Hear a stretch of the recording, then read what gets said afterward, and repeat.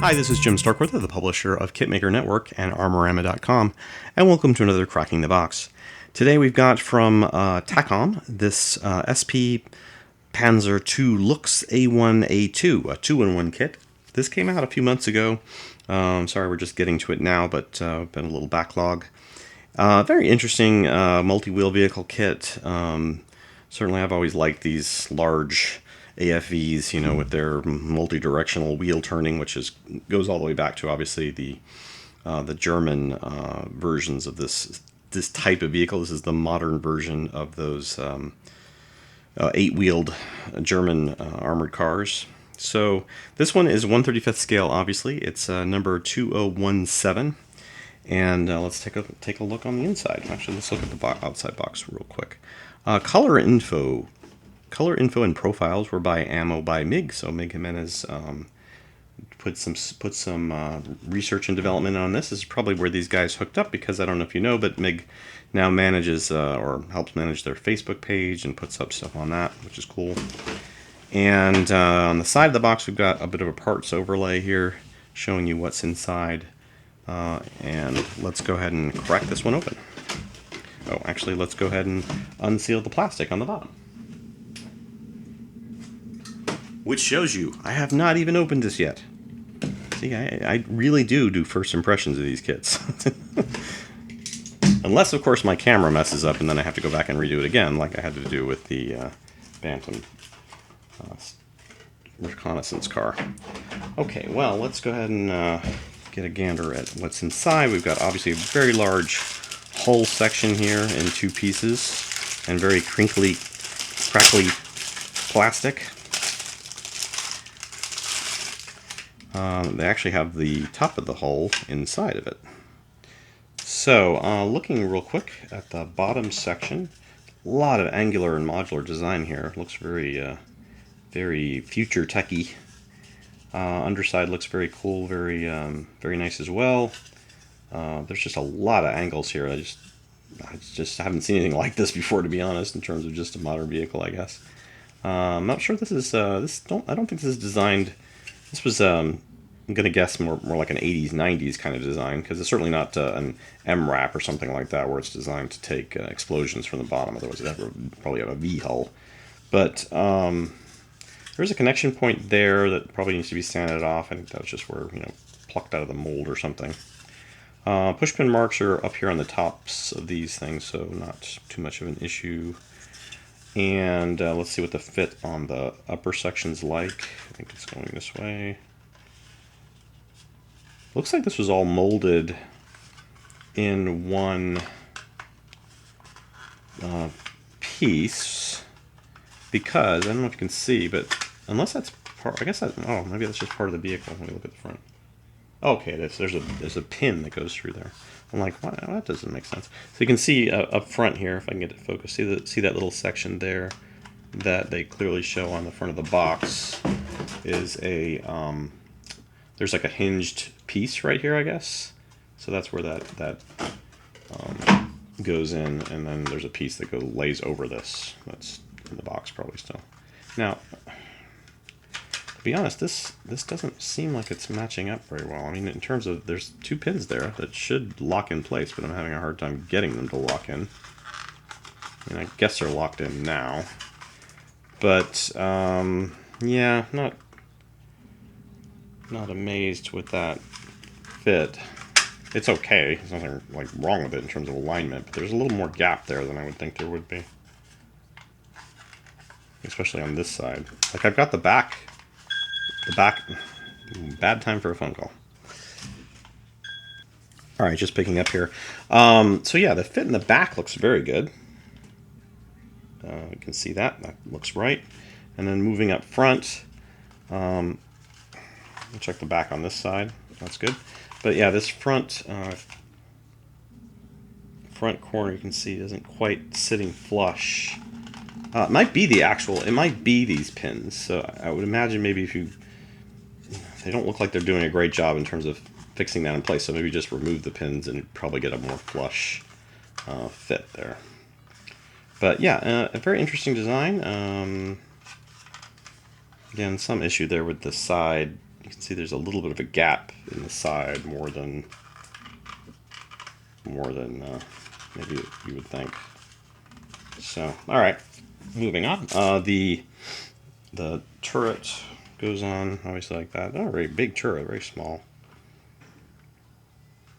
And again, that one has a lot of interesting angles and such.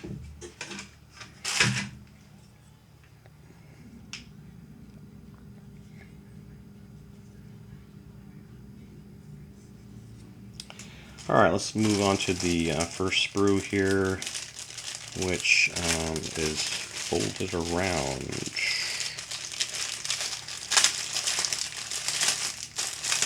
Oh, okay, I guess these are resealables.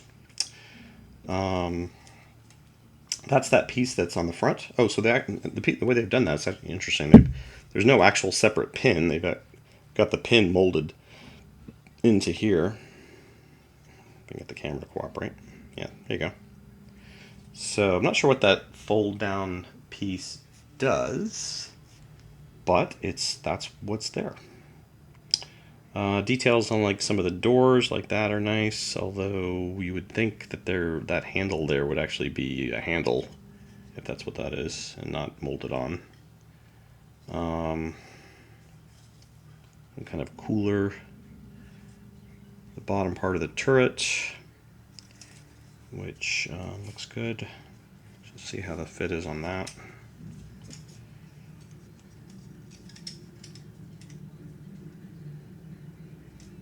Looks good. Again, underside detail of that hatch. Hello.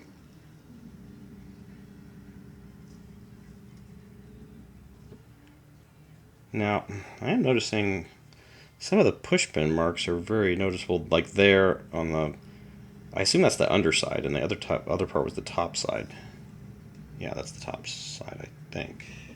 Unless there's something going over this. There could be something going over it, in which case it wouldn't matter. But yeah, I mean, you can see large push pin marks here, here, and here. Here, and here, and here. So, let's see. Let's open this one. Kind of wish they'd do it all one way or not. You know what I mean? It's like, just do them either all as resealable or don't do them all as resealable. One or the other. Alright, so there's the tow cable. Looks nice. Another piece of cable there that's wrapping around. Goes off somewhere. Some small detail parts on the sprue fret. Something's double-sided there. Very nice. Basically more similar items of the tow cable and stuff there. I'm going to take that out when I photograph it. And then this large piece with a lot of detail. I guess this is an amphibious vehicle. You can see some propellers back here, so I suppose it goes through the water too, which is nice. And this one is a resealable.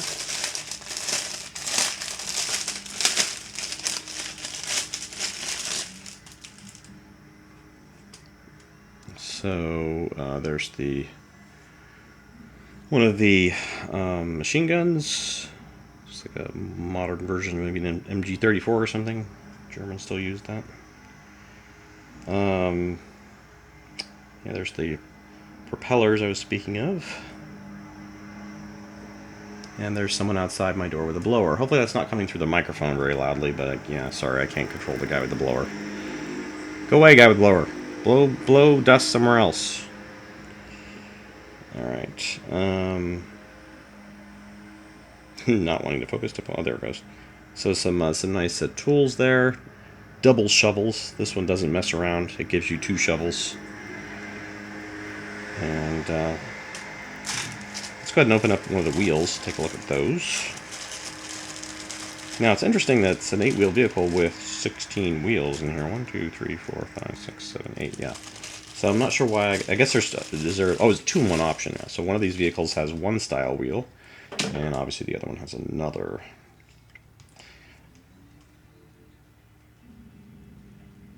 So I can't really read that myself, but it does look like it has some branding on there. Dunlop? Or something. Yeah, Dunlop. Okay. And then the tread pattern. Kind of an offset, an interesting offset design.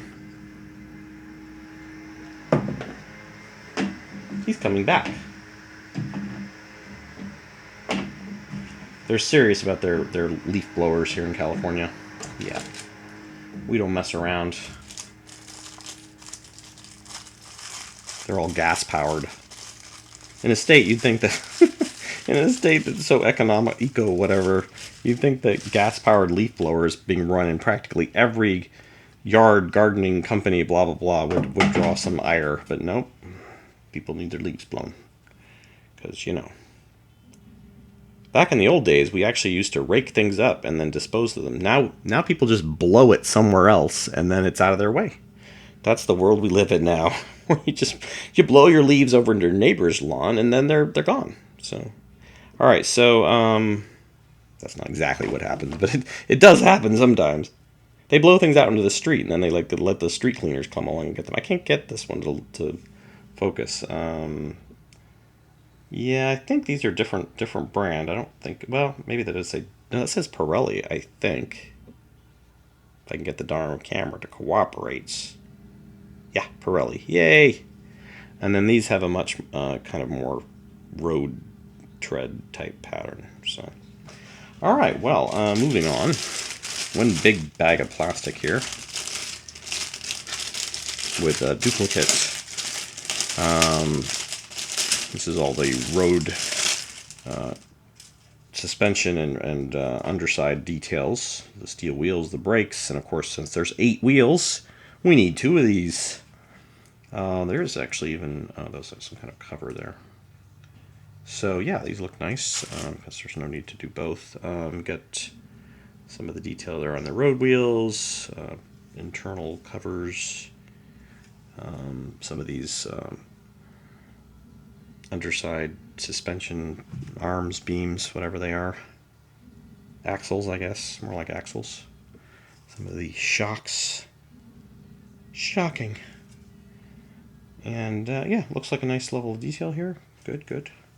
More detail in the photos, which will come later if you're not familiar with how the reviews work. And lastly, there are decals and reference sheets and one piece of plastic I thought was interesting, and some springs. Let's go ahead and do these kind of in order.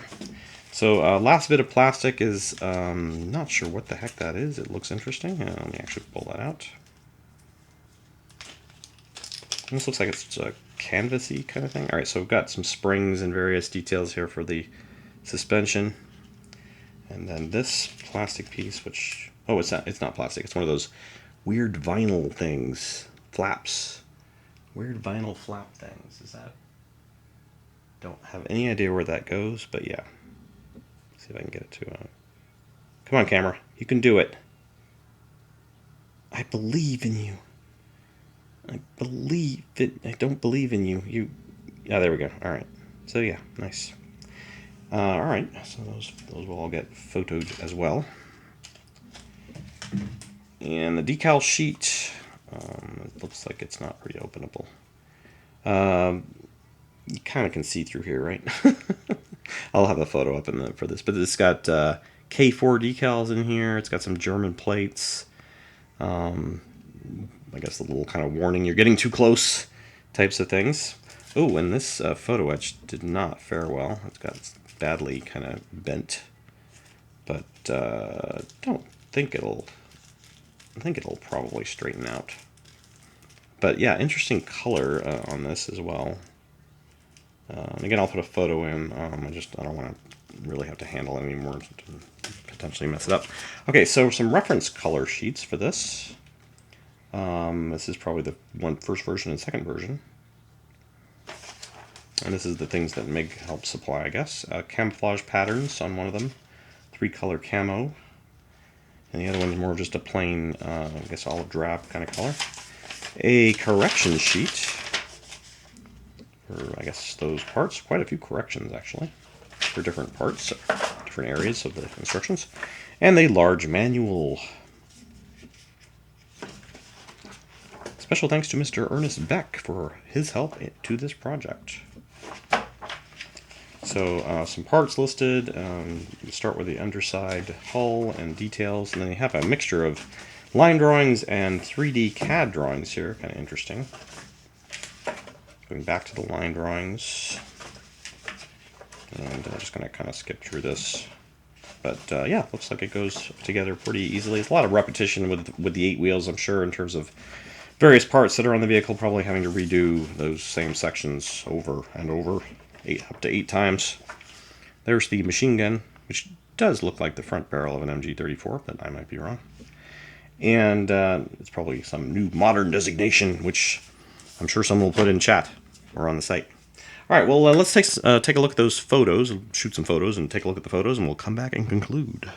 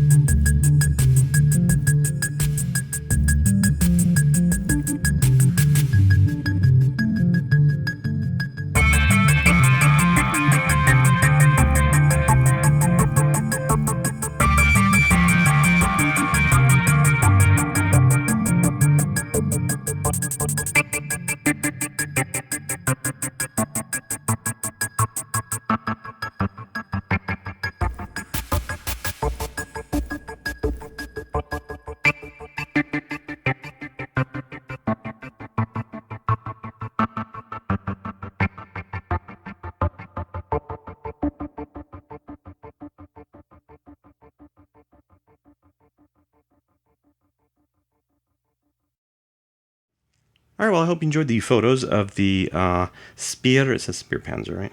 Spähpanzer 2 Luchs A1 A2 2-in-1 kit from Takom in 1/35th scale.